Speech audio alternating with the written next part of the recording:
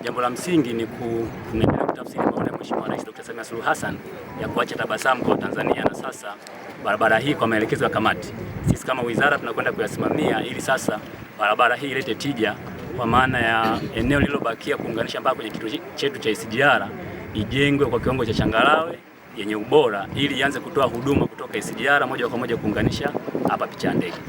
Na umeona tumekagua barabara mbili ya Kongowe inayoelekea Bagamoyo, lakini pia tuko katika barabara hii ambayo inatoka picha ya ndege kwenda hapo kutimiza. Tunaona kazi nzuri inayofanyika. Mmeona hizo barabara, na hasa hii barabara tuliyosimamia hapa imejengwa kwa kiwango kikubwa ambacho inaweza kuruhusu pia na magari makubwa yakapita, lakini ni kiunganishi kutoka kwenye barabara kuu inayoenda Dar es Salaam na Dodoma kwenda mpaka kwenye kituo chetu cha SGR. Sasa manake hii inaweza ikawa ni kiungo kikubwa cha uchumi, lakini pia kurahisisha maisha ya wananchi ndani ya mkoa wa Pwani.